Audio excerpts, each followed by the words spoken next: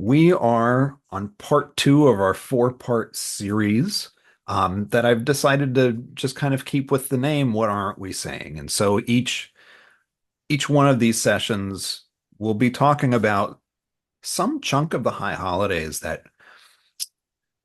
in humanistic Jewish communities we don't do. And it's an intentional choice not to do those things. It's not just, you know, we forgot or something like that. There are reasons we don't do these particular things, but tradition working the way it tradition working the way it does, um, we still end up finding these things filtering through with how we, at least at Mahar, end up doing the high holidays. So you can't understand what you're doing unless you know where it came from sometimes. So last week we kind of took it may not have seemed like a high level view to you, but to me it was a high level view. We took a high level view of sort of what changes during the high holidays. How do you know? If you know the book, how do you know that something has changed, that it's the high holidays? What changes? What parts change? What's the overall structure of that setup? And where do the real changes happen?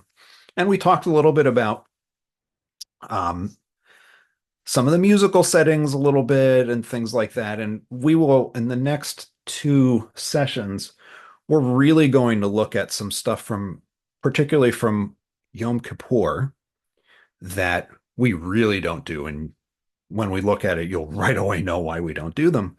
But where musical settings have become really important, um, and where no one is necessarily aware, if you're at a typical conservative synagogue, you have no awareness that you're doing some of these things, that you're reading some of these texts because they're so far into the service and you just don't notice it because it's just words after a while.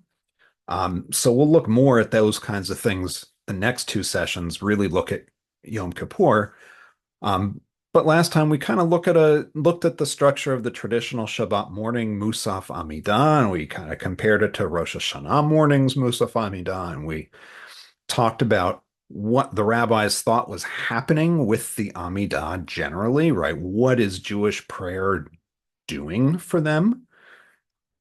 Replacing sacrifices, but replacing sacrifices in a particular way. And we looked at a little bit of music and text and things like that, and saw how some of it actually does filter into Jewish culture or filters very specifically into humanistic Judaism. So we're going to kind of continue some of that, but we're going to look really specifically at shofar blowing. Um, you will not know how to blow shofar by the time this is all done because that's a practical skill. And, you know, sometimes you can either do it or you can't, I guess. Um, but we'll kind of talk about Rosh Hashanah and shofar blowing and why that's central and how it becomes central and what we do with it. Because it's not necessarily a foregone conclusion that we're humanistic Jews, therefore we're going to blow a shofar. When you stop and think about what you're doing when you blow a shofar, um, a lot of people say that's it's this really raw tribal sort of sound, and there are plenty of humanistic Jews who go, I'm not about the raw and the tribal. So blowing shofar isn't a foregone conclusion in a humanistic community. Um, but we'll talk a little bit about Musaf because I've said Musaf a bunch of times, and I said it last time, and I kind of said additional. Don't worry about it. We're really going to talk about what Musaf is, and then start to explore how the shofar fits in and what's going on in Rosh Hashanah. So it's a little grim, and very flippant to call the Musaf service a divine double quarter pounder without cheese because it's not kosher if there's cheese on the quarter pounder. Also, if you go to McDonald's, your quarter pounder is not kosher anyway, unless you're in Israel, um, and maybe Brooklyn. But the Musaf service is there to replace specific sacrifices on specific holidays.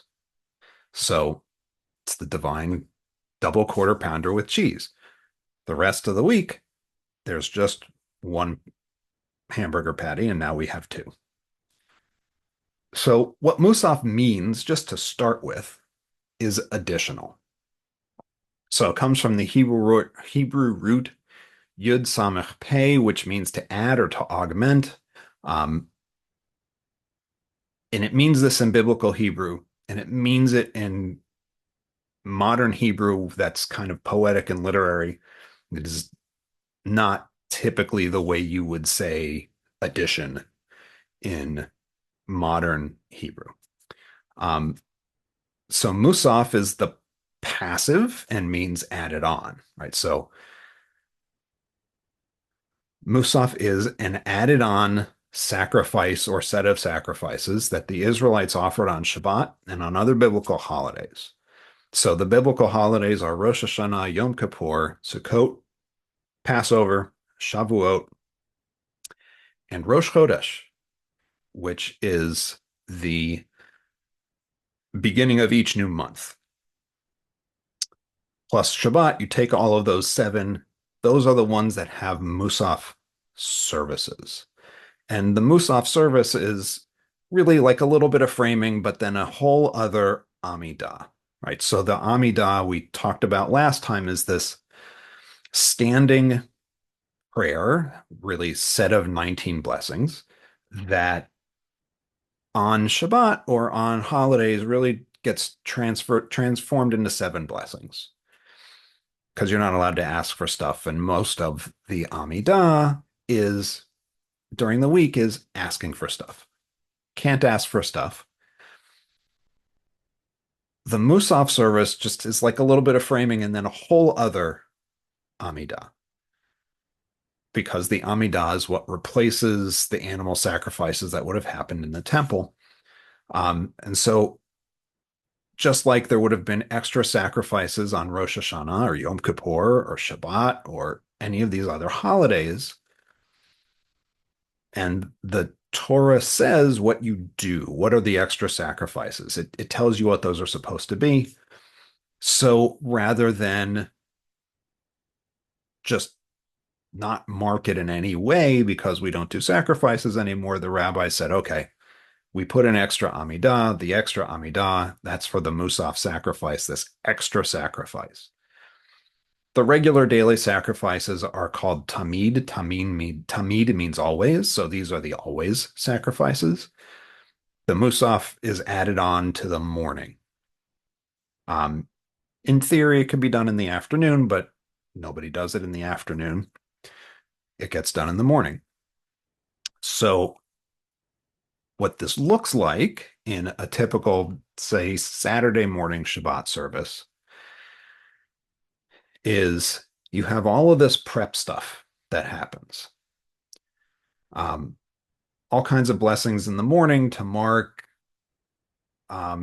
gratitude for being awake and gratitude for being able to come to a synagogue and gratitude for, depending on what your prayer book says, gratitude for being a free person, gratitude for being born a man, gratitude for not being born a woman. There's there's gender stuff going on in the traditional Siddur, all that other kind of stuff.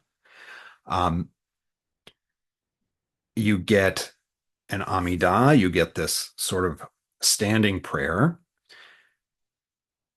You get on Shabbat morning, for example, you then have a Torah service.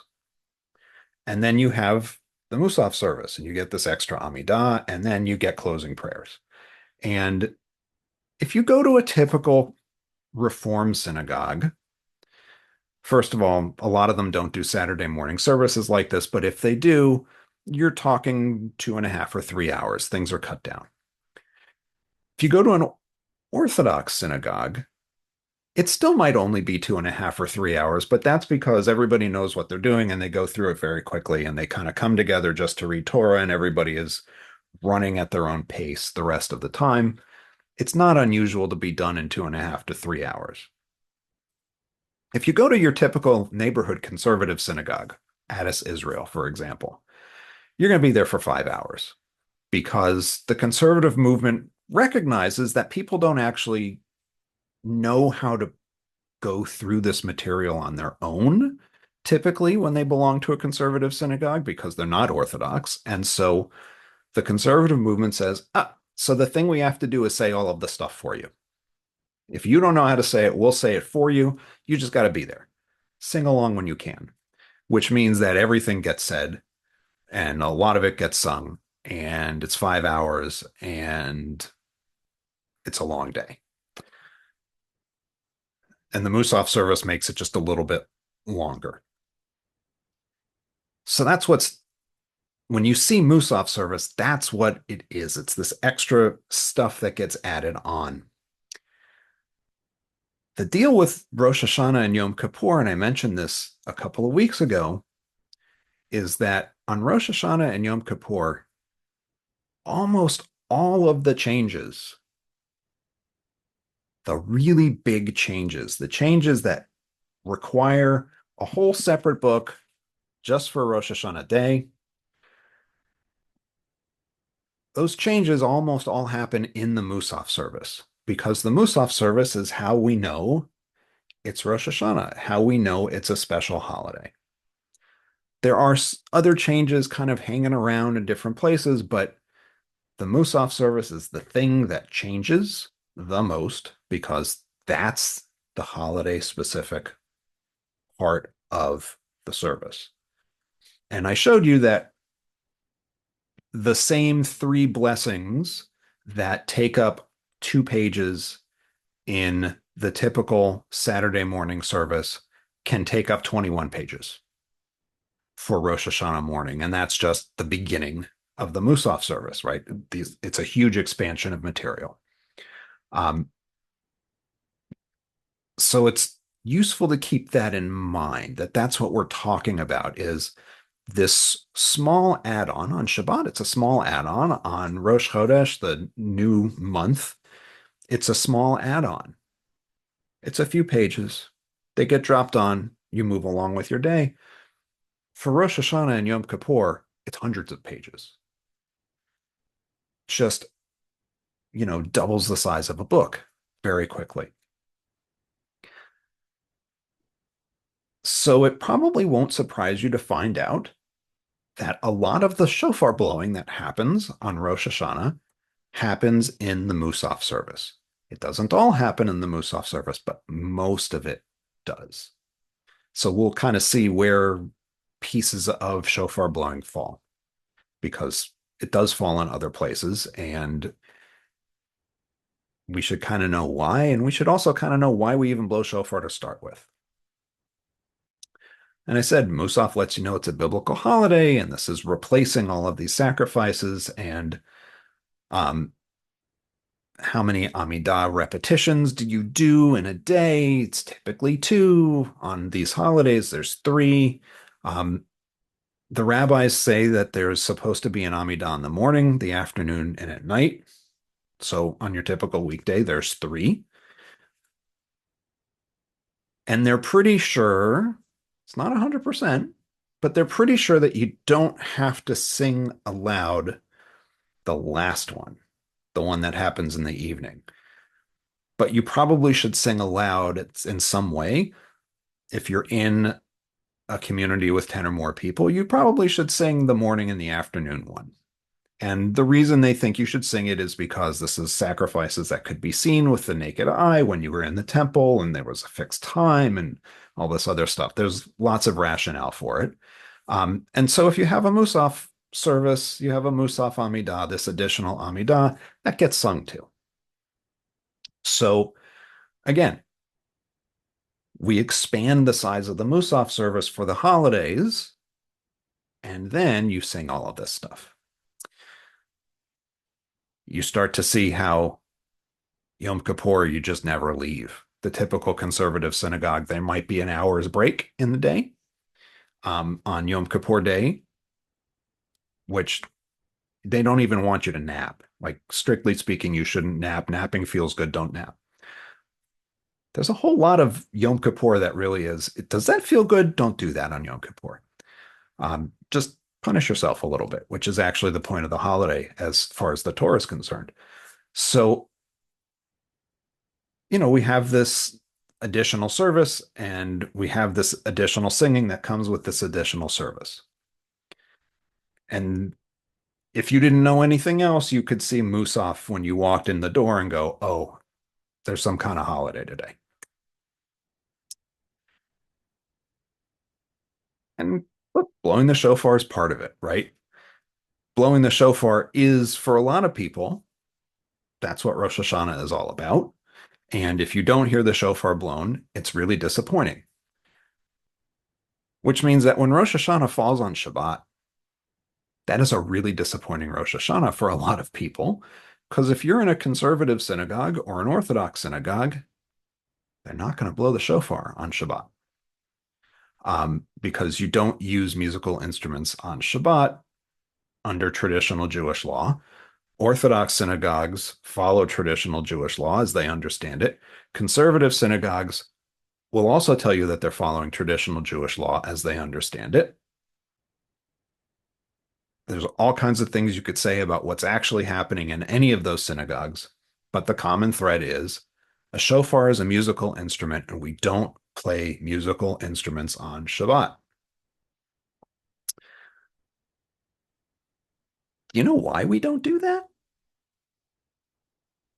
Like, have you ever stopped to, if you knew that rule, have you ever stopped to think about why?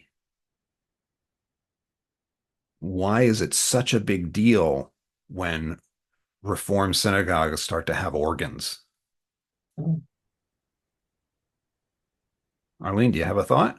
Well, I mean, one was, could you consider it some form of work to be playing an instrument with the shofar, although it wouldn't necessarily be the case, and certainly not with an organ.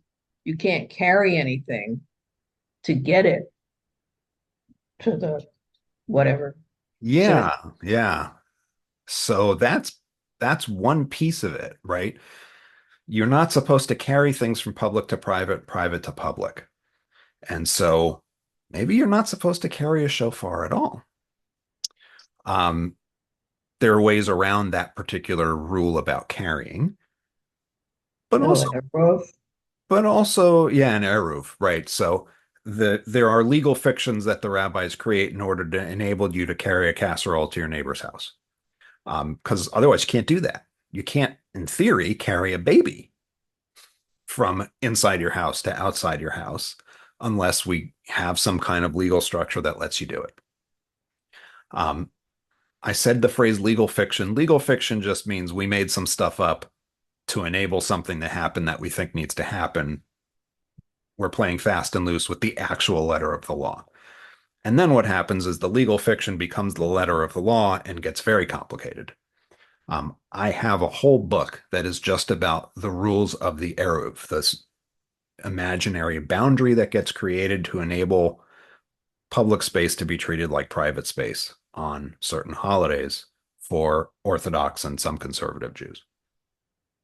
It's also true that blowing a musical instrument like a shofar is a little bit of work, right? I mean, it's not easy to do. Um, Blowing a shofar, they're not super easy to play. And they're really not easy to play if you're trying to vary the sound that comes out of it. And, even playing drums or a guitar or something like that, that's a physical activity, right? Um, it turns out the rabbis don't really think of physical activity that's vigorous as necessarily being work. It's actually technically okay to play soccer on Shabbat or ride a bike on Shabbat. Those are things you actually technically can do, even though they're pretty vigorous, right? So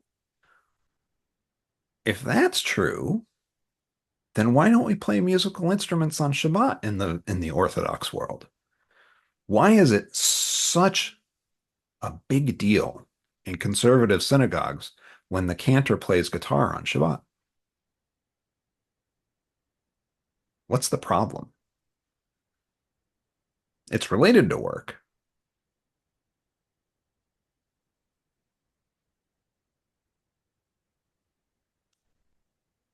So this is going to sound weird, but this is the actual reason.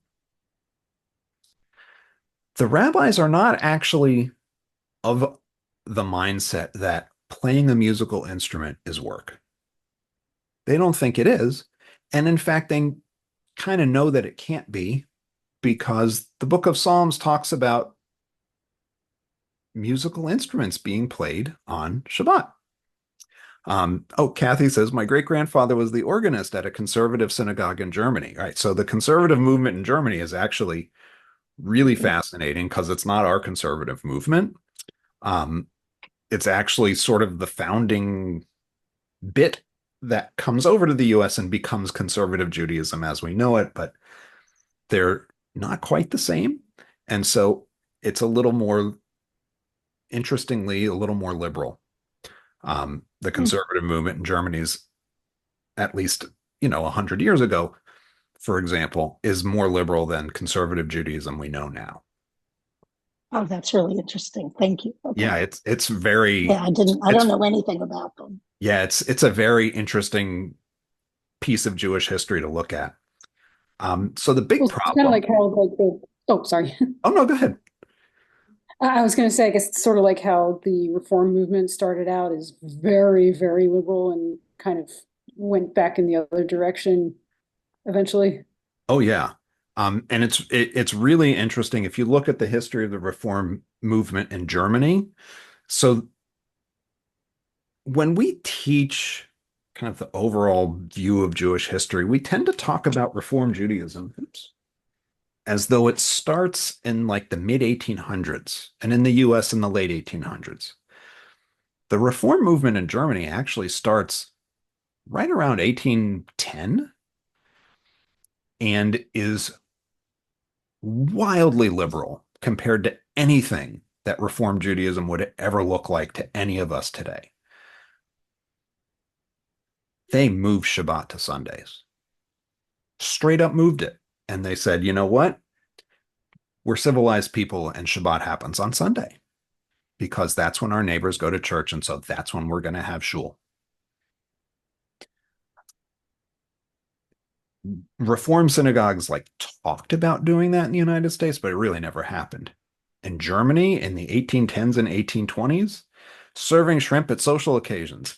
All right, so one day we'll talk about the ordination dinner at Hebrew Union College in 1885 that created American Reform Judaism, which involved shellfish and turtle soup and frog's legs and clams. And it's a whole thing. You can find the menu online. It's fascinating how that all happened. It was a disaster. And it's the disaster that created American Reform Judaism. But this musical instrument thing is even a different thing still. I keep wondering why in Orthodoxy it would be okay to play an instrument, but it's not okay to do a simple thing like flip a light switch, which is takes such minimal effort in the modern world. Yeah, because Orthodox rabbis in the early 1900s really weren't sure whether electricity was fire, basically. And there were some Orthodox rabbis who said, oh, yeah, you can turn lights on, no big deal. Electricity is not fire. And then the rest of them said, no, electricity is definitely kind of like fire. And even if it's not, we're not sure what it is, don't do it.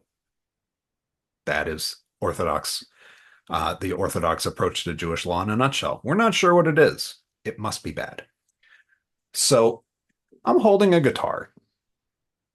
Nothing wrong with playing this on Shabbat under Jewish law. But if I play this thing hard enough, or I need to tune it, there's a real risk that I break a string. Breaking a string accidentally, also not really breaking Shabbat. The problem is I might try to fix it. I might replace the string. which means that I'm going to take the old string off, which means I'm going to cut something. I'm going to replace the string and I'm going to trim the new string down. You're not supposed to cut stuff. Fixing a musical instrument is work.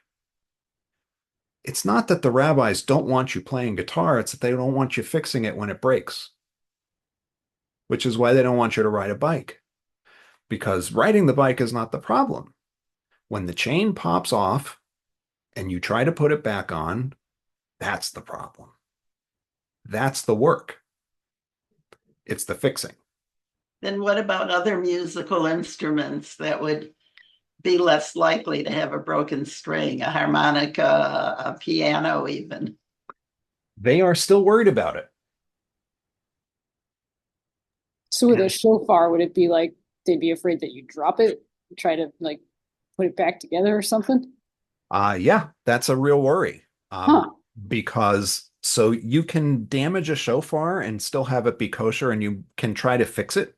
There are some fixes that you can do, but then they're worried that you're going to try to fix the shofar on Shabbat. And the real worry is you're going to try to fix it and you're going to do it almost out of reflex. And you won't even really know what you're doing. And then all of a sudden you've broken a whole bunch of Shabbat rules. So they just don't want you playing musical instruments because they're worried you might break it. And then you're going to try to fix it. And they don't want you to try to fix it because fixing is the violation of Shabbat. And if you stop and think about, we talk about it like it's work, and that's the problem, but I don't know if you've ever spent a Shabbat trying to function like an Orthodox Jew. It's hard. Like, if you've never done this before, I'm not saying like try to do this all the time, but give it a whirl. It is really hard to do. You have to have stuff prepped in advance. We should not be under the false impression that like Shabbat is rest in the sense of putting your feet up.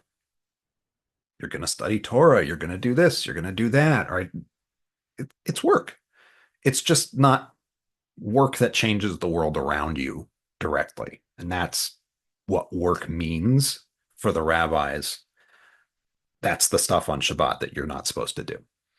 So Shabbat, traditional synagogues, you're not going to hear the shofar blown, which is a bummer for a lot of people.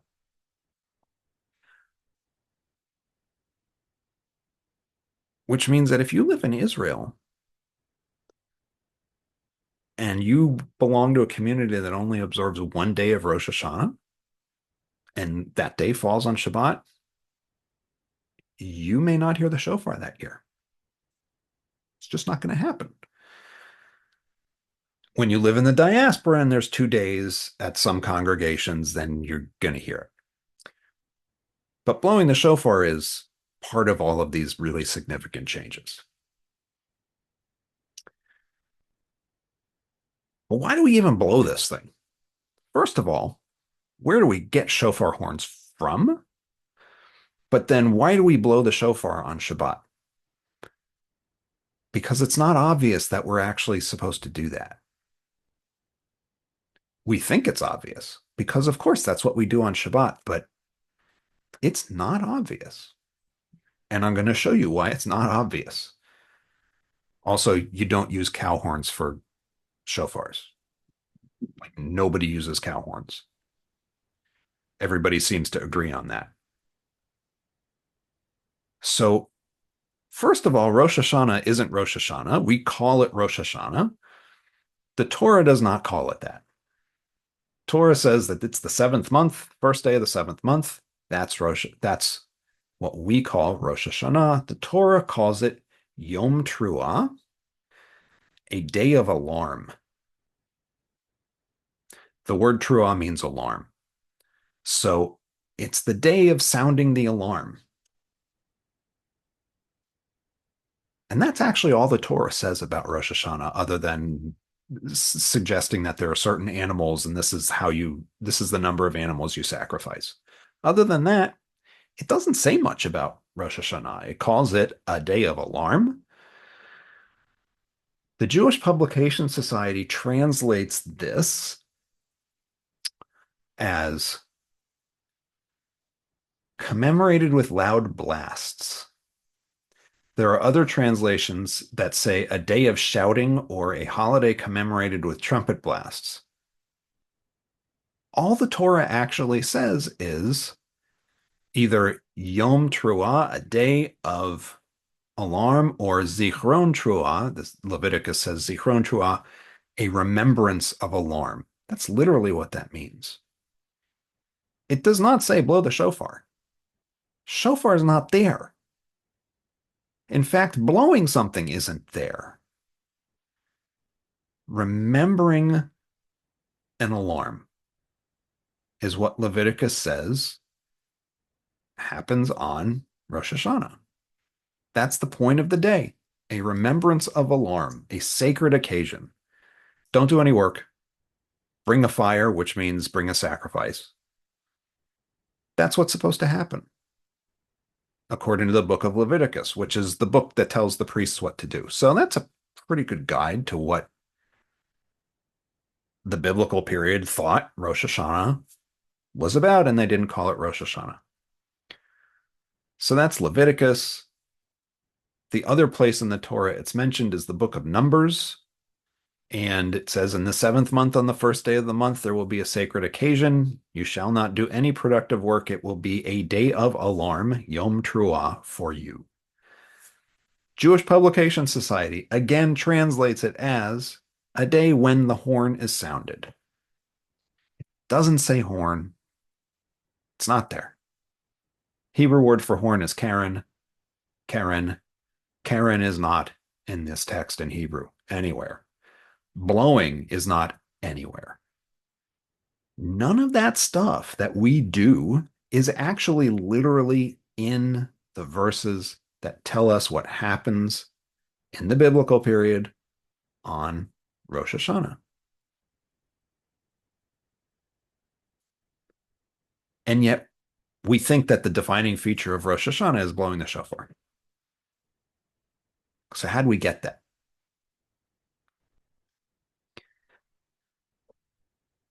Those are the only two texts that talk about Rosh Hashanah in the Bible.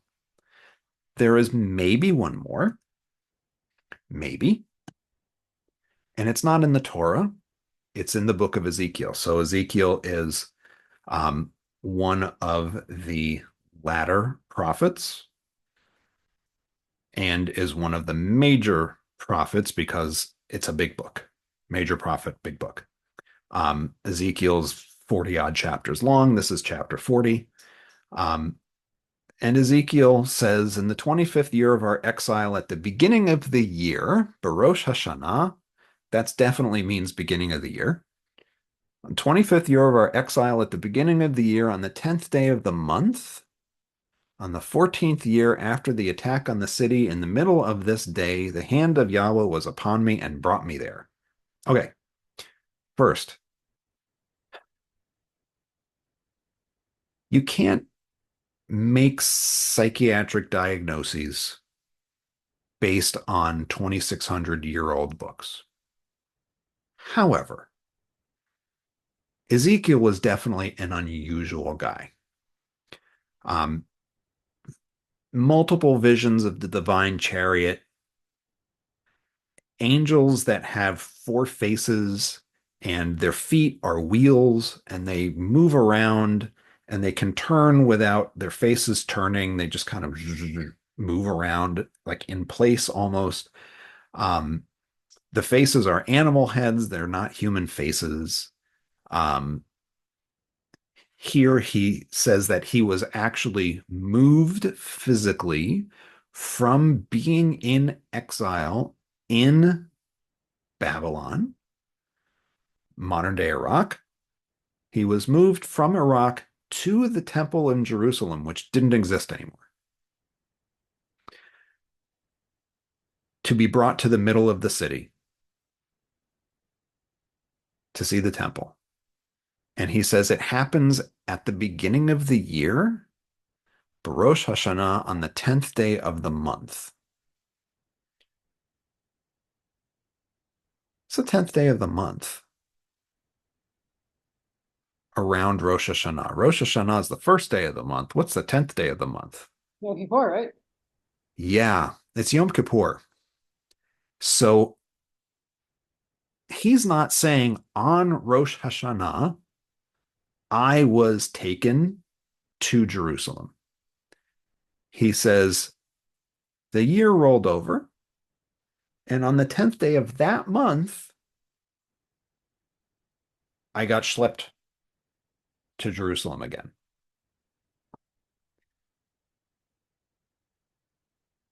But what we see, what we do get from this is the phrase Rosh Hashanah. It's kind of the only place it shows up in the Bible, actually, is right here. But it's not a holiday. It's just an expression for the beginning of the year. Also note, I said that Rosh Hashanah happens on the first day of the 7th month of the biblical calendar. First month of the biblical calendar is what we now call the month of Nisan, which is in the spring. 7th month is what we now call the month of Tishrei. Somehow, the 7th month is the beginning of the year.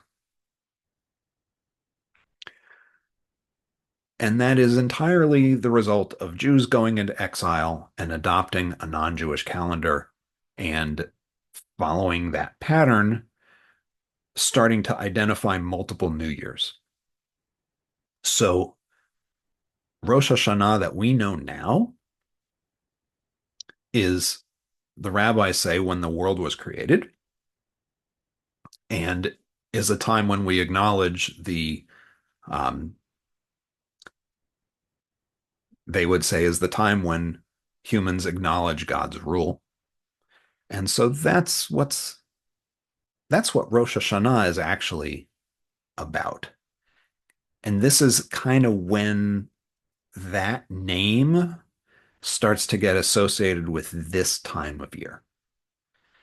But it's still not the name of a holiday. It's just, hey, it's around the new year, beginning of the year. We say New Year. This says head of the year. But that's it. It's not really talking about Rosh Hashanah. It's talking about an event that Ezekiel says happened on Yom Kippur.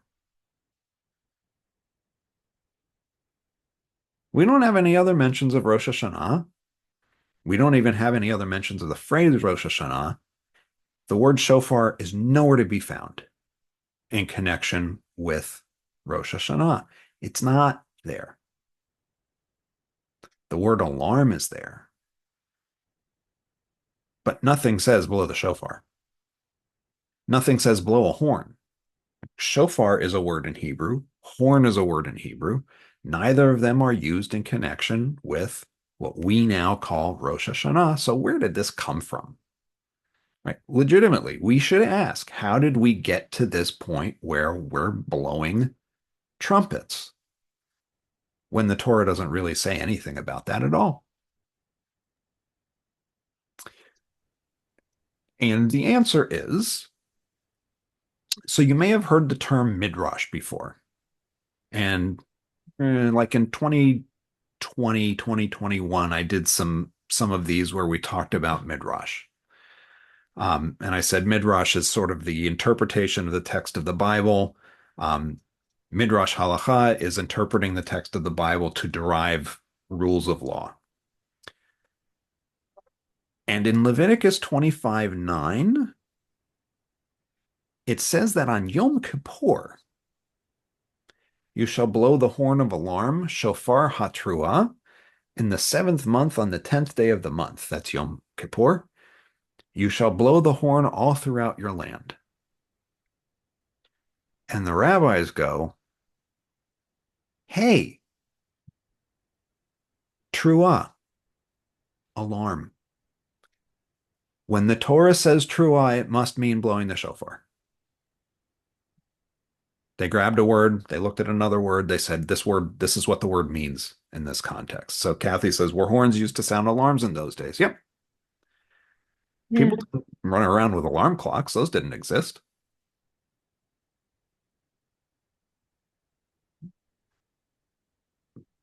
Shofar. Or a horn or a trumpet or something like that.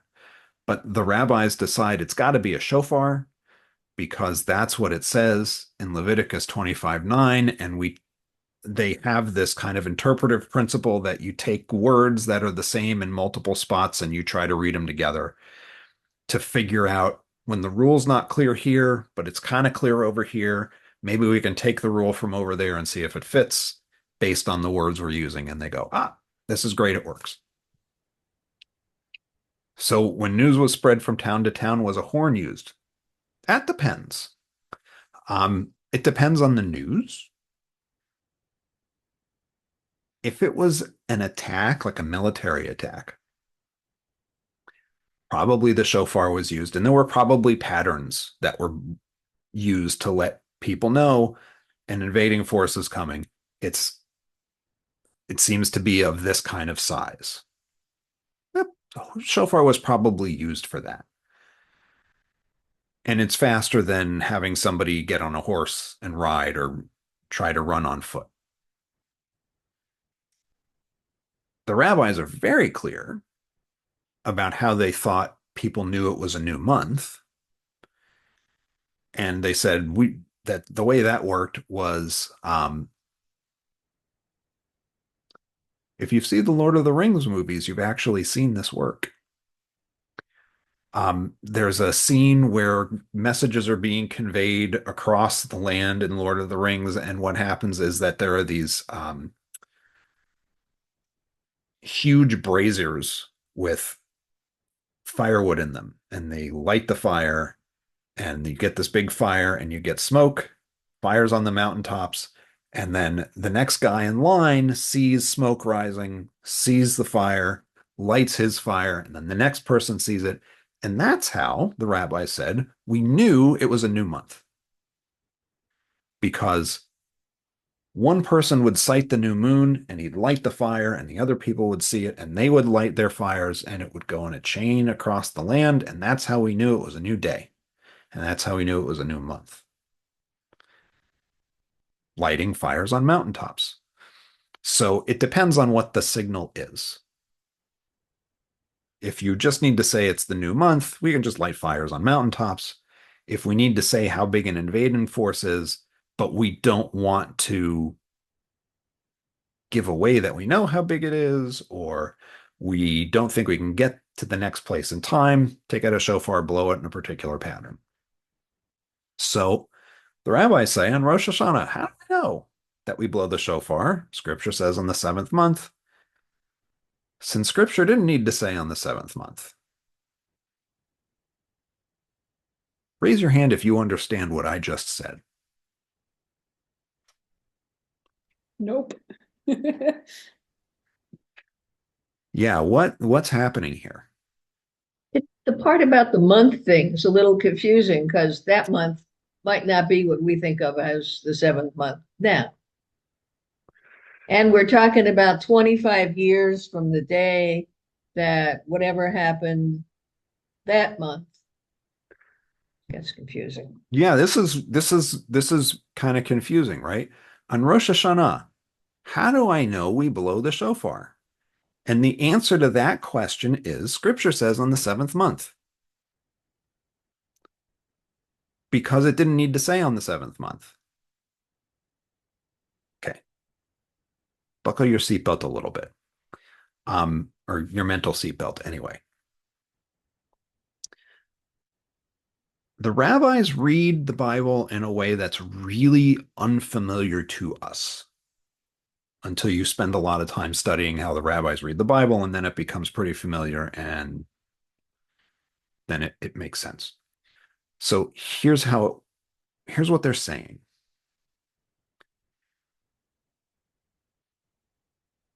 It says, they're looking at this verse, and they say, it says, and you shall blow the horn of alarm on the 7th month, on the 10th day of the month, on Yom HaKippurim. What they're saying is, we know when Yom Kippur is. No one has to tell us it's on the 7th month of the 10th day of the month. Just say Yom Kippur or Yom HaKippurim. Just say that. We know because you already told us earlier in this chapter of the Bible that it's the 7th month, the 10th day of the month. You don't need to tell me that. This phrase, they think, the 7th month and the 10th day of the month, they're like, that's redundant. I don't need that. Why are you telling me that?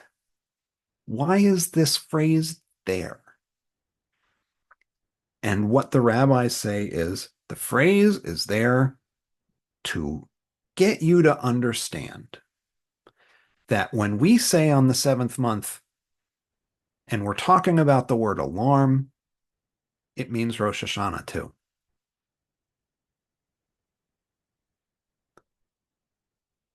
I'd ask you to raise your hand if that makes sense to you, but I'm going to guess that you're not going to raise your hand.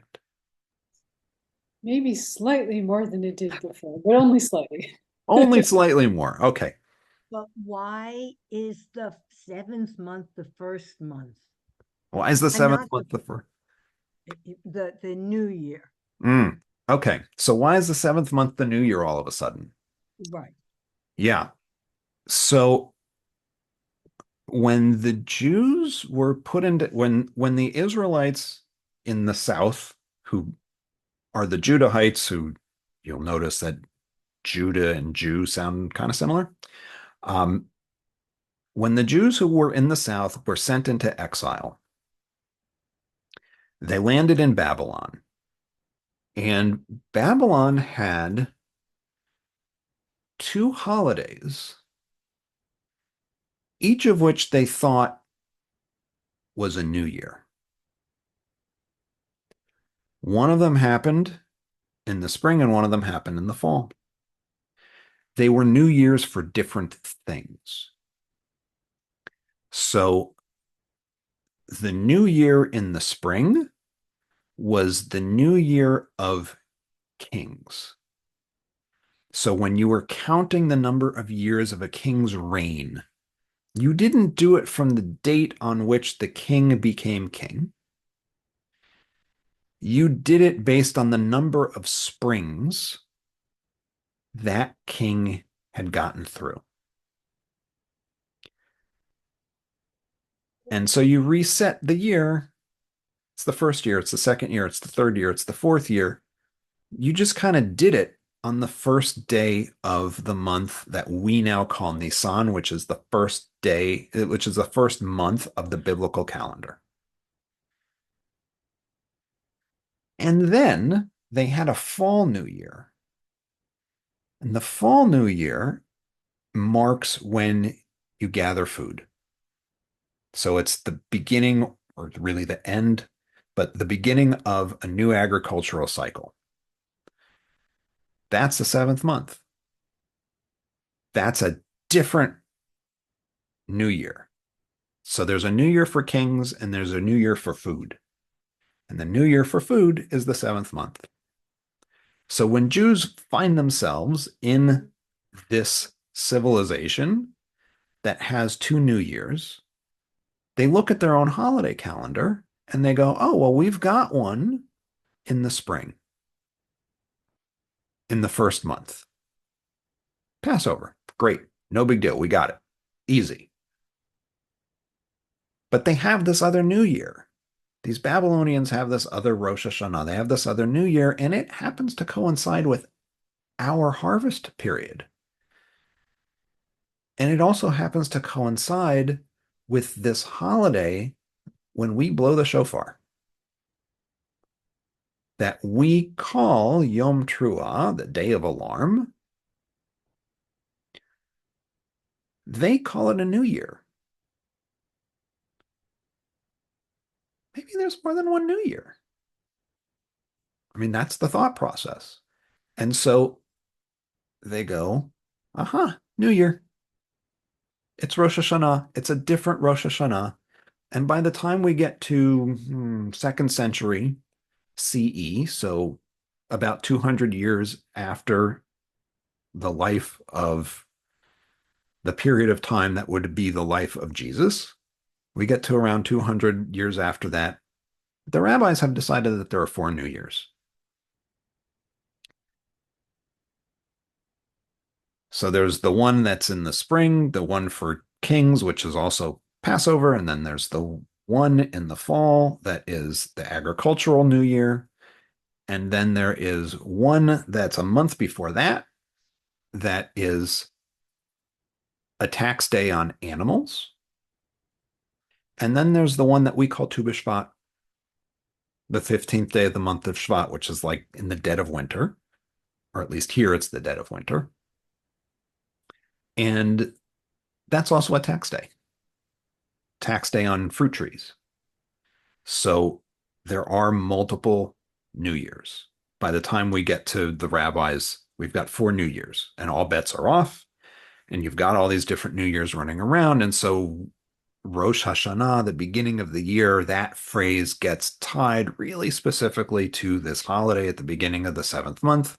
How'd they make that connection? Because that's what Ezekiel called that time of year. I have a question. Yeah. When did the rabbis decide that Rosh Hashanah is also the anniversary of the world? We don't know. We just know that by the time we get to 200 CE, they've made this call.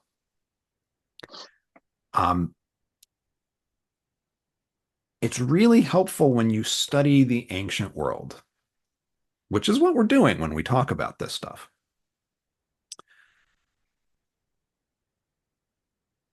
When we study the ancient world, I apologize for the printer in the background, which shouldn't be being used right now. When you study the ancient world, we are accustomed to studying modern history. And in modern history, we have tons of stuff hanging around in libraries and in filing cabinets and in drawers and in all kinds of places.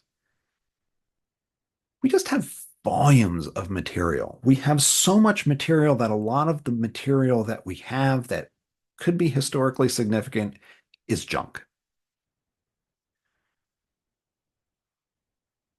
What we have from the ancient world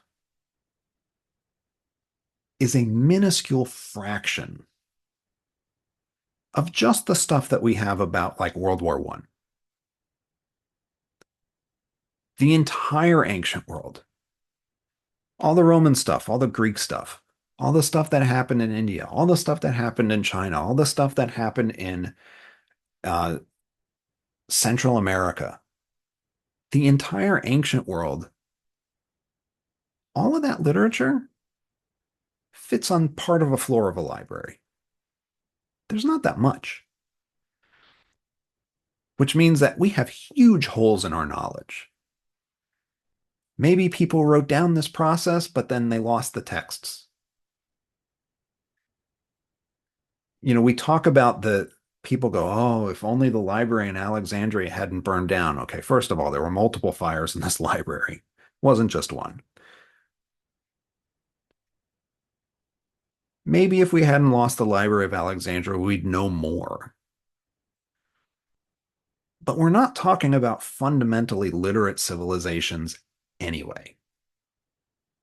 So we want an answer, and we're accustomed to, we can find the answer because we're used to studying modern history, where if I want the answer to what the heck was wrong with Hitler, he wrote a book.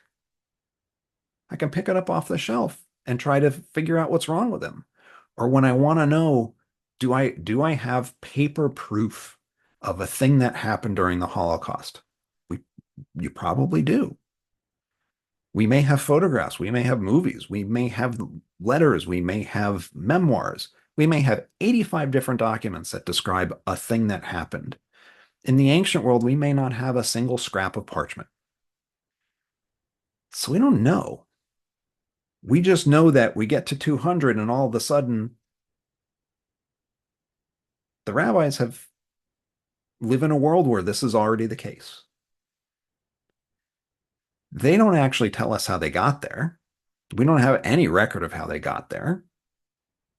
Well, that's gone, and it may never have been written down. We're just kind of used to being able to find stuff, and that's not how ancient history works. Even the medieval world, which we call the Dark Ages, which, by the way, people who are professional scholars of the medieval world hate it when it's called the Dark Ages because, I mean, there's lots of literature and art and all kinds of other things. They hate when you call it the Dark Ages. We call it the Dark Ages. There's way more literature from that than there is from the ancient world. Like half of what the people in the Dark Ages did was preserve the ancient world, but then they created a bunch of other stuff too. We just don't know. If you think back to, I know that there are gonna be people who are like, I can't believe you're about to do this to me, but if you think back to um, the early years of the Iraq War, when Donald Rumsfeld was still Secretary of Defense, and he gave a news conference and he said, there are known knowns, and there are known unknowns, and there are unknown unknowns. And people were like, what do you even mean when you say this kind of thing? And his point was, there are things we know we know. There are things that we have questions about. We know that we know there's a question. We know that something exists out there, but we don't know a lot about it. We got questions about that. That is an unknown. That's a known unknown. I know I don't know the answer to a question. And there are unknown unknowns. It's just stuff we don't know. The ancient world is almost all unknown unknowns. We have questions. We don't even know if we're asking the right questions, let alone what we're asking questions about. It's just gaps. There's just huge gaps when we're talking about this period of time. And so rabbinic Judaism almost comes to us fully formed in the year 200 with this document called the Mishnah that is just a bunch of statements of legal positions. It doesn't even give you the law. It's giving you like, what are the outlines of the debates? But we get that version of Judaism. It's like, it's already fully formed. The Talmud fills in details and gives us some debates, and there are these midrashic collections that do similar things, but you get to 200 and you get this document, and the rabbis are already doing their thing, and we don't know how they got there. The best document between like the Bible and the very first thing the rabbis write that gives us an intermediate picture is the New Testament. That's like the best picture we have of the rabbis starting to become the rabbis is the New Testament. There are a few other Jewish works, but it's the New Testament. That's how we know who become the rabbis, because we have those stories.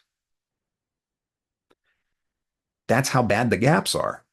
We can't tell the Jewish story without relying on the New Testament. We just have holes. So we have holes here too.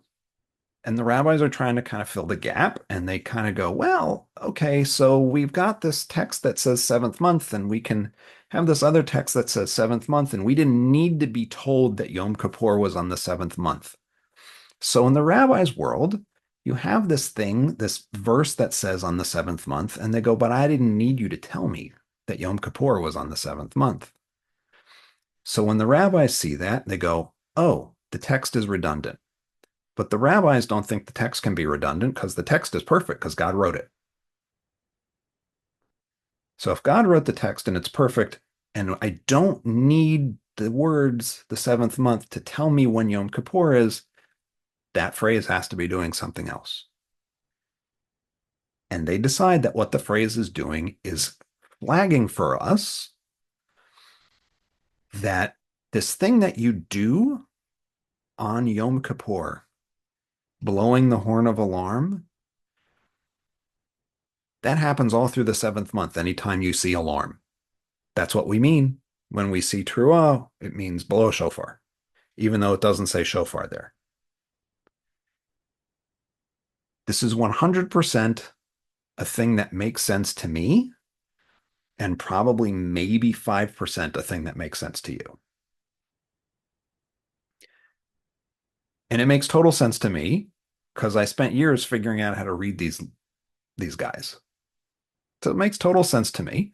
And then after about 3 years of studying it, at a certain point, you go, oh, I get it.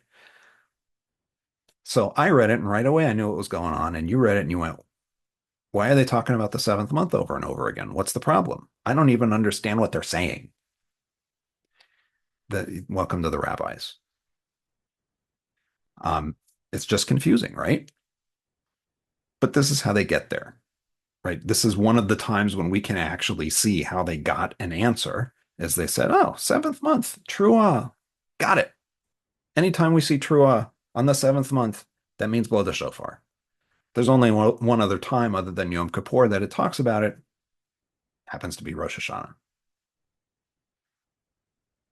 So you don't have to really necessarily understand what they're thinking when they do this, because it should be confusing, and that's okay. But just know that they thought it through, and this is how they managed to put it all together. So I know. I think I really have it, because I think you really simplified it. Is it that it's the new year, except that it's not. It's the seventh month. But don't worry about that, because it's really 2 New Years, except that there really isn't, because there's 4. And it doesn't matter anyway, because they're all the unknown unknowns. But the rabbis did have a phrase which told you what to do. But since it tells you what to do, we should ignore it. But we don't know what it really means when we ignore it. So I think I have it. It's yeah, it's about exactly like that. Clear as mud, right? I got it. So that was all really complicated, which often means that this is the rabbis finding a hook for a thing they already knew. They found a hook for a thing they already knew, which is we've been blowing the shofar in Rosh Hashanah for years. We have to find a way of justifying what we're doing. I know. Look at this verse that has it the seventh month, and that's a little bit redundant, right? I know. We'll say that that's telling us that you blow the shofar on Rosh Hashanah because So, we need to figure out a way that we do it. so for all we know, maybe this just started as a meme somewhere somehow, and retroactively they had to find a way to figure out to explain it. Yep. Why to do this? Here it is. Yep. Why do we do this? We do this because the text is redundant, but it's not redundant because that's what the text is telling us, is that we do this thing that we've Awesome. always been doing. Right? Everybody does this. It's called confirmation bias, right? You have a thing that you believe or that you do, and you find a basis for it. You don't find something and derive the practice from it. You're already doing the thing and you read it in. Confirmation bias, right? Reading in this thing that we are told is bad to do, right? Don't bring yourself to the text. Read the text and pull out of the text, right? That's how we're told you're supposed to read. I got to tell you, you don't read like that. Don't believe it for a second. That's not how you read. Everybody's reading in while they're reading out. This is what the rabbis are doing, is they're like, we do this thing. How do we justify doing this thing? Because we know that the rules actually don't say do this thing. But see, we figured out that the rules actually tell us that. How do we know that the rules tell us that? Because we've been doing it all along and we can't possibly be doing it wrong. There's no actual logic here, right? It's just, we're going to find what we want to find. That's how people read the Bible for sure. all of us. But that's how they get there. That's how we know you blow the shofar, they say. We've been blowing it all along. We're just going to find a basis for it. There is a phrase, when there is a rabbinic will, there is a halachic way. This is often used when talking about finding exceptions to doing things on Shabbat. Well, that's technically work, but actually it's not. We've decided that it's not. How do we know that it's not? Well, we're going to just kind of decide it and we'll find a way. Oh, look at that text. It says X. That weird part of the text, that's how we know. It's reading in. When there's a rabbinic will, there's a halachic way. When the rabbis really want to blow the shofar, they're going to work until they can find a text that gets them the rule that they want to find. Ta-da. Here's where we hang our hat. And it is exactly that crazy. That's an easy part of the Talmud. Okay, so now we know we blow shofar, and we know that the rabbis came up with some kind of justification, and they used the words and figured out months and whatever else. And okay, we blow the shofar on Rosh Hashanah. Great. Well, yeah, but how? And I don't mean the mechanical process of like, how do you fit it to your mouth and all of that stuff? That's a whole other thing. But like, the Torah says it's a day of alarm. So how does that work? Like, what actually do you do with the shofar? What do you do? How do you blow it? What are the sounds? How long do they go? How do we figure that out? So there are three basic sets of notes. So there's tekiah, which just means to blow. So actually it's tikuba shofar, blow the shofar. Tekiah means blow, like blowing a horn, but also it can mean to hit something. One note, it's drawn out for 9 units of time. Each unit of time is about a third of a second. So, but tekiah should be like 3 seconds. Where am I getting these units of time from? We'll get there. It's the fourth bullet point. Shavarim is the next one. It means shattered or broken, and it takes that 3 second thing and it breaks it up into 3 1 second blocks. Trua means alarm. We've seen this word already. That one takes the 3 second block and chops it into 9 little pieces. And the Talmud says that what we're actually doing is we're counting whimpers. So they say, how do we know how long any of these things are? Well, a trua is made up of 9 whimpers. And then a shavarim is 3 sets of 3 whimpers glued together, and tekiah is 1 set of 9 whimpers, but all glued together. You don't break them apart. Why do the rabbis say whimpers? I'm going to start measuring my day in whimpers. Well, a whimper is a third of a second. So there you go. It's a lot of counting. Why do the rabbis say whimpers?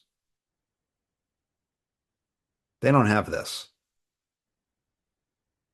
They don't have an Apple Watch. They don't, for that matter, have a Timex. And I don't know if you've noticed this about sundials, but they're not very precise. So you can't blow a horn as long as you need to for the shadow to move on a sundial in a way that you can measure easily. So they have to find a thing out in the real world that gives them a unit of measurement. Whimpers are it. That's what they settle on. It's just what they settle on. And they know that there are these different things that we do and they need to be consistent. And how do you measure them? So there are the 3 basic sets of notes: tekiah, shavarim, and trua. And then you got to figure out, okay, if we know that these are the notes, There's nothing in the Torah that gives you any of this, by the way. If we already, let's say we know that these are the notes, we know that these are the notes because this is what we've been doing for all this time. We didn't get any of this out of a book. We've been doing it, and then we can maybe find it in retrospect, looking at a book. So if we know, all right, it's 9 whimpers, whatever, how do we know what order any of these things go in? Like, how do you figure that out? And if only we knew what it was supposed to sound like. So I'm going to stop sharing. I'm going to reshare that because I need to reshare it with sound. Okay. You should be able to hear this pretty clearly. Hi, I'm Rabbi Jeremy Kreidel. I'm a member of the Howard County Board of Rabbis, and I'm here to blow shofar for the 9th day of Elul.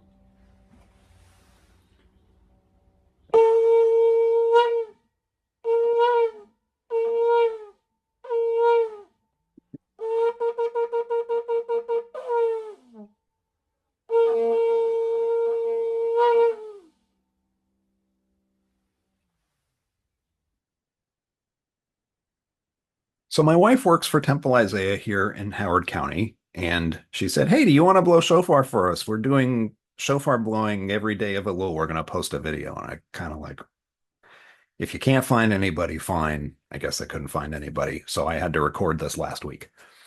Yeah, I recorded this with COVID, by the way. Um, I didn't know. I had to figure that part out yet, but I recorded this with COVID. Um, so you just heard Tekiah, Shavarim, Trua, and Tekiah again. So Tekiah is the longest one. The Shvarim were the 3 short ones. Trua were the 9 short, really short ones. And then I did Tekiah again. It was a little longer. So the pattern is always generally going to be you get Tekiah somewhere, you get Shavarim somewhere, you get Trua later, and you get Tekiah again somewhere. And it follows different patterns depending on the part of the service that you're in. Hi. Okay, there we go. So how do we know what order all of this stuff goes in? What do people actually do? I mean, you got to look at a book, right? So let's actually open a book.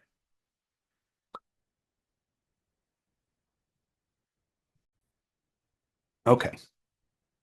So you are looking at page 492 in this book. This is the Koren Press, the modern Orthodox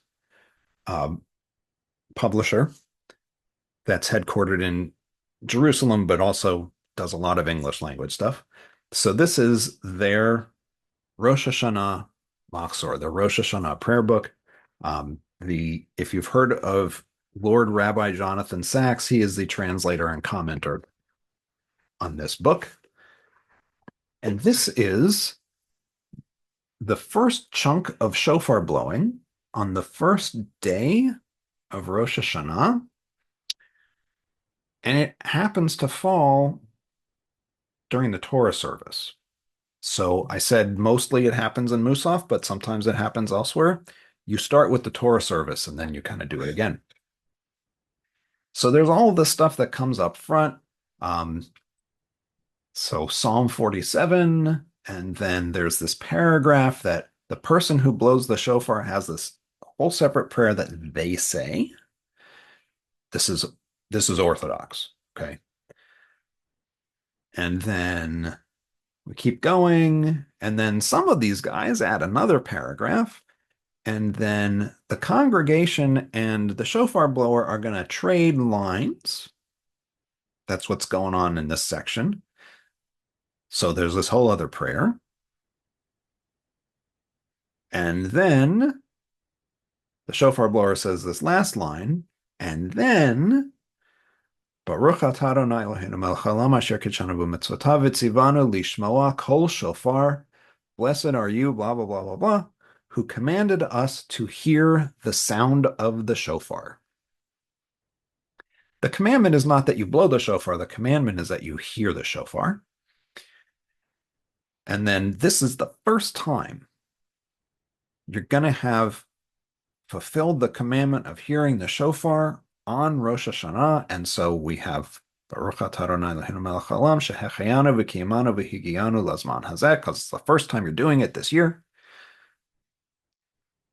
The shehecheyanu marks important occasions. And then there's somebody called the Makri, this is the caller, calls out the shofar sounds one by one, and the tokeah, the blower, blows them. And so the person who calls them out says tekiah, and you get brr. And then he says shavarim truah, and you get brr, brr, brr, and then he goes tekiah again, and you get brr, and you get that pattern 2 more times. And then you get another prayer about blowing the shofar. And then we get another block of shofar blowing, and it's tekiah, shavarim, tekiah, done 3 times. And then there's another prayer. And maybe while you're sitting in synagogue with this long book, you read some of the stuff on the bottom of the page that's commentary. Maybe you don't. And then you get another block, and it's tekiah, truah, tekiah, 2 times. And then tekiah, truah, tekiah, gedolah. Tekiah gedolah is you take that tekiah, that brrr, and you stretch it out 3 times its length. And then there's some additional prayers, and that's kind of the end of blowing the shofar for the first time on Rosh Hashanah day. And this is the pattern that gets followed in all the other places. So tekiah, shavarim, truah, tekiah, right? And I said it's always tekiah, then shavarim, then truah. So we have tekiah, shavarim, truah, tekiah. Okay. Then the next one is tekiah, shavarim. And then the next one is tekiah, truah. So I said tekiah, and then you get shvarim, and then truah, and that's the structure. How many times is the shofar blown on Rosh Hashanah?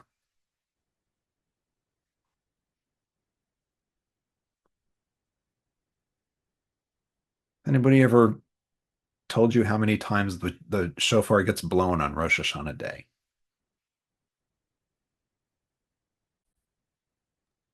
Everything's happening in multiples of 3. So is it 3?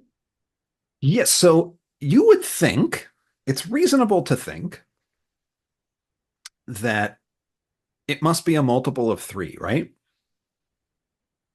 Because everything's happening in blocks of 3. So maybe that makes sense. It is, in fact, 100. So when you follow that pattern, you get 33 blasts of the shofar, and that happens 3 different times on Rosh Hashanah day 1. And then at the very end, you get one more tekiah gedolah, and that's 100. Second day of Rosh Hashanah, same deal. You get another 100.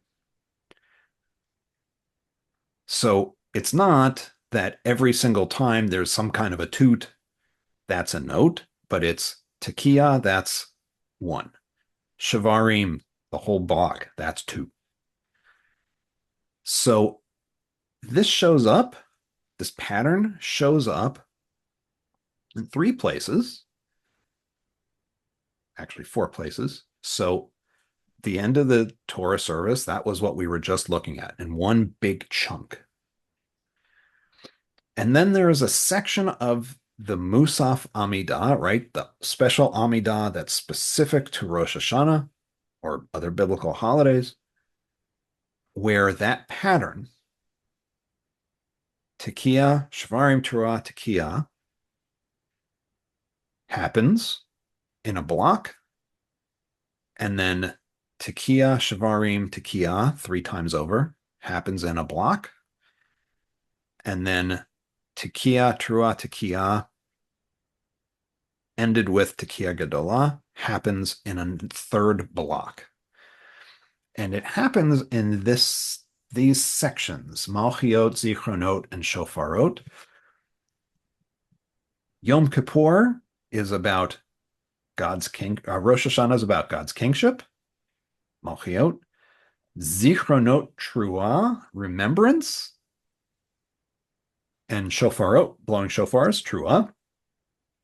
So you get these 3 chunks of prayer, and you get the shofar blowing interspersed through there. And then you get another chunk right at the end of the Musaf Amidah.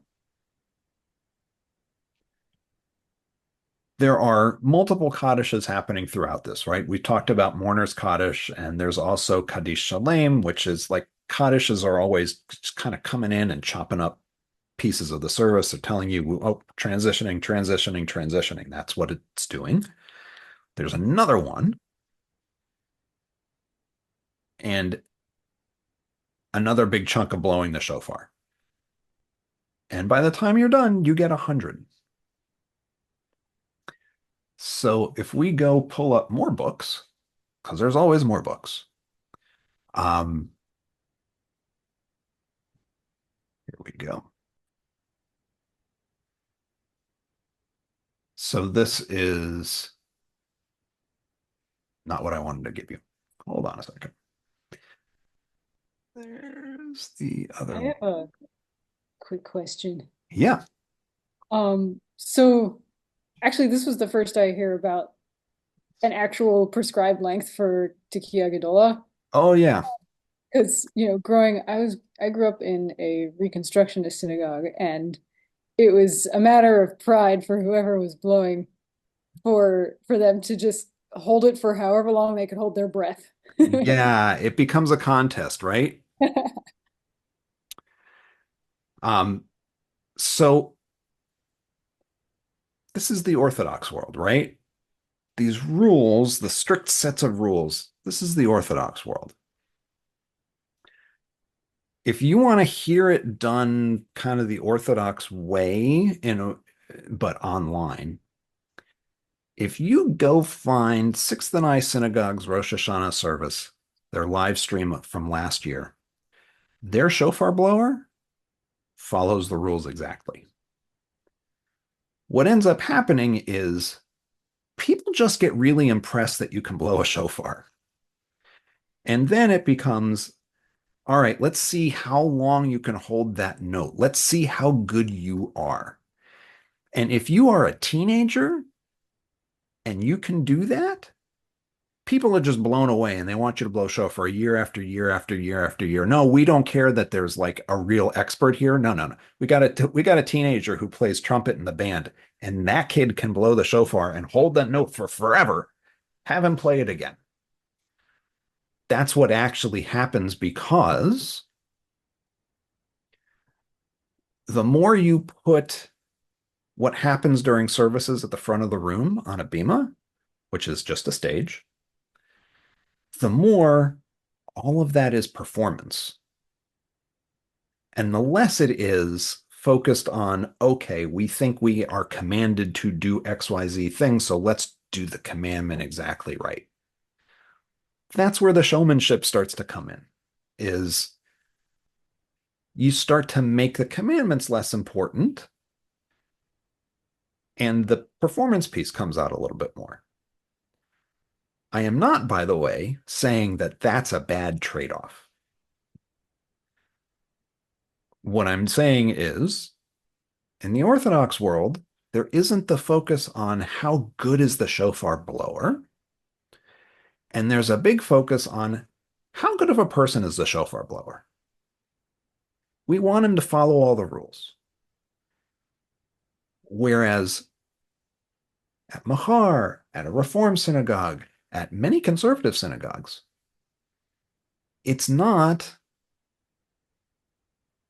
how good is the shofar blower as a person. It's we don't do this every day. We may not actually go to synagogue very much. So if we don't go to synagogue very much and we don't have people coming every week, we need to make Rosh Hashanah and Yom Kippur experiences that are powerful for people. And that means we're not all that worried about the exact rules for how long you hold the note. And we start to be concerned that the shofar does what the shofar is supposed to do, which is shake you up. It's supposed to be an alarm. So let's really put a lot of work into making sure that the shofar sounds good. It's a different alignment of values. Frankly, I think it's a better alignment of values if you go, we're not going to see everybody all the time. That's not our life. So let's make it good. I'm totally fine with it. And Kathy says, and the congregation probably doesn't applaud after the shofar in an Orthodox synagogue. No, no, no, no, no, no. What happens after the shofar blower blows the shofar? And by the way, have you been to synagogues where there's more than one shofar blower? Not at an Orthodox synagogue. You're not going to find that. You're not going to have the end of the day. All the people who have shofars, come on up. We're all going to do Tekiah Gedolah together, right? We do that at Mahar. I pull out a shofar too. That doesn't happen in an Orthodox synagogue. There's one shofar blower, and this is a person. Sorry, this is a man, because commandments are fulfilled by men. This is a man who follows those rules. There's no clapping. As that person comes down off the bima the last time, probably every time that he does it, people line up, shake the guy's hand, and they say, Yashar Koach, or this is when you're young and fashionable using Yiddish, Shkoyach, which is just the Yiddish way of saying Yashar Koach. You know, so Yashar Koach or Yashar Kocha, which is really what it's supposed to be, is may your strength be true, basically. It's like congratulations, but a Jewish law version of congratulations. That's what actually happens in an Orthodox synagogue, whereas for sure, you've heard people clap at Mahar. If you've heard shofar blown at Mahar, you've heard people clap. But it's a different alignment of values. So yeah, people clap, but we want a particular kind of powerful experience. And so that's what we're doing, as opposed to what's happening in an Orthodox shul, which is we measure because we're concerned that people do the commandment the right way and hear the commandment done. When you're Reform or humanistic, or frankly, if you go to a conservative synagogue a lot of the time, the commandments are not the thing you're actually worried about. It's inner spiritual growth, which is why the most popular High Holidays book currently, there are two. One of them is This Is Real and You Are Completely Unprepared, which is written by a conservative rabbi who was also a Buddhist. And the other one is called On Repentance and Repair, and is about taking Maimonides' rules about repentance and applying them to the modern world in lots of non-Jewish situations. Neither of these are really about Jewish law. They are about inner spiritual growth. So this is the Malchayot stuff. This is the kind of traditional setting. And you open the ark, you close the ark. You've got all of these verses about God being king. More verses about God being king. More verses about God being king. More verses about God being king. We're not done yet. We got more. Right. So it is said, he saw no injustice in Jacob, no deceit did he witness in Israel. The Lord their God is with them, and a king's adulation resounds among them. Okay, so you got a bunch of biblical verses that make God king, and then you get through them all.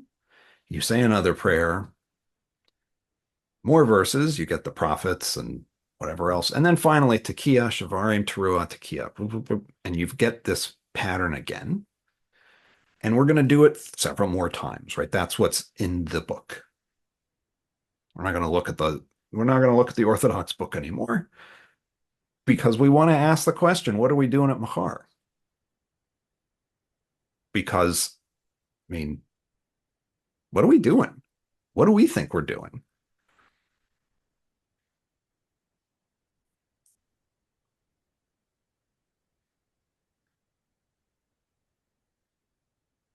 When we're looking at all this stuff because we do it at Mahar. So what are we doing? How do we do it? What do we do? We're not doing 100 shofar blasts. I don't think I have that much here for sure. Instead, on Rosh Hashanah day, we actually do follow Tekiah, Shavarim, Teruah, Tekiah. Then Tekiah, Teruah, then Tekiah, Shavarim. So we do the building blocks for a total of 14 blasts. The very end of the day, we do Tekiah, Shvarim, Teruah, and then Tekiah Gedolah, and there's little bits of inspirational text that are kind of scattered around. So if we look at that, here we go.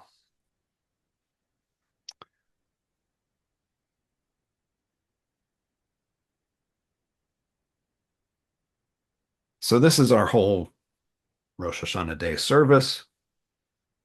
We're in page. Okay, and you can see Amidah, Rosh Hashanah addition. So we have an Amidah, and then we have all these additions, just like you find in the Orthodox books.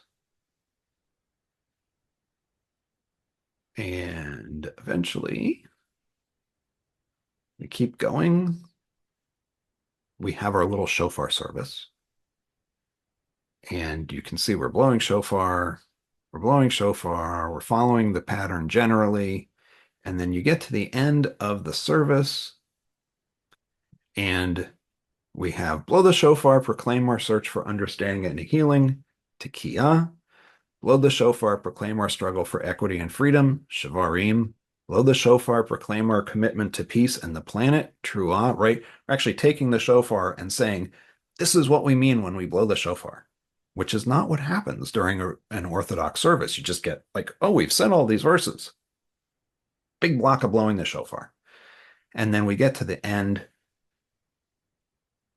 May the shofar awaken each of us. Here it is our call to action. Tekiah Gedolah. Big blow of the shofar. However long people can go. So last year, if you were with us last year and you were in the room, we had Mike Zamor and Miriam Markowitz and me, each with a shofar. And we all did Tekiah Gedolah together, and each of us held for as long as we could. And then when we were all done, everybody claps, and then you kind of read the last bit. Notice that I have not said anything about Yom Kippur with any blowing of the shofar because you don't actually have a shofar service on Yom Kippur traditionally. If I take the Orthodox Yom Kippur Machzor off the shelf, I'm going to find one place where the shofar is blown. And it is the very last service of the day called Ne'ilah. Ne'ilah means closing. This is the service that happens as in the myth.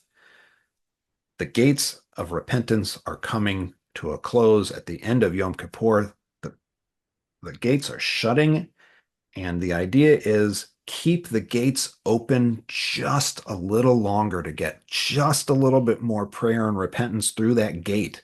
And how do we do it? We have our shofar blower come back up at the very end of Yom Kippur and give a Tekiah Gedolah at the end. And it like holds the gates open for the very last prayers. And then boom, the gates are shut. The shofar is put away for the year. And we then find people going and reciting the nighttime weekday service. And that's how Yom Kippur ends. We don't do that. We instead have shofar blowing on Yom Kippur Day, which is not traditional. You won't find this at a conservative synagogue. You might find it at a Reform synagogue. Why are we blowing shofar on Yom Kippur Day? I mean, we're humanistic Jews. We can do whatever we want. So that's part of the answer. But why are we blowing shofar on Yom Kippur Day? What's the point of that?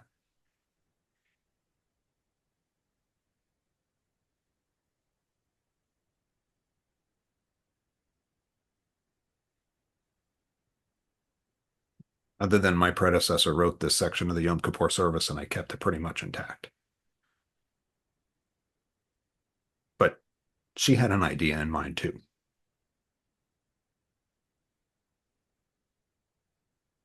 So one of the ideas is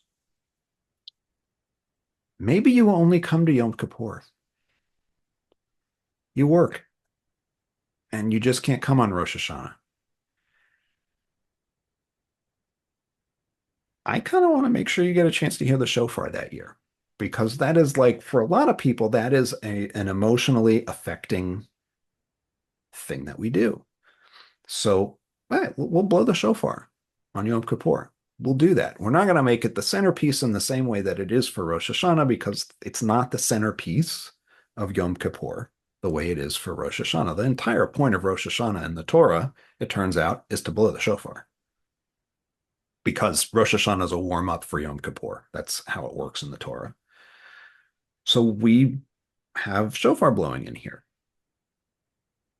because maybe you won't hear it any other time, but also because it is affecting emotionally and spiritually. And Yom Kippur is hard to get into for a lot of people, because what does it mean to have a holiday where you're supposed to be asking people for forgiveness? It's kind of guilt-inducing. And that's hard for some people to get into. So let's blow the shofar and give people a handhold.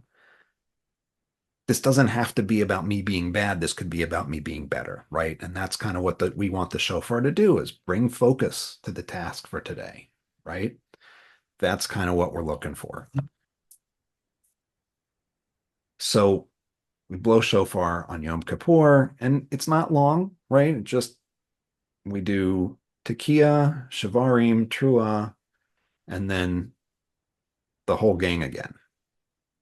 And then we have a humanistic Shema, and we go through the rest of the service, and then we actually end the very, very end, Tekiah Gedolah. That's how we end Yom Kippur Day. And again, that's another one where last year, Mike and Miriam and I all blew shofar, and you kind of see how long you can go. One bit of trivia. If you go to Hebrew Union College or Jewish Theological Seminary or almost any rabbinical school, you can't graduate unless you can blow shofar. It's most rabbinical schools they're called practicals. Can you lead regular weekday morning service? Can you lead Shabbat morning service? Can you read the Megillah with the right trope for Purim? Can you read a Haftarah? Can you do the Rosh Hashanah Torah reading with the right tune? can you blow shofar? Because maybe no one else can. And you have to be able to do it all. So you don't graduate unless you can blow shofar. There are accommodations made for people who really, there's a neurological disability or something and they just can't.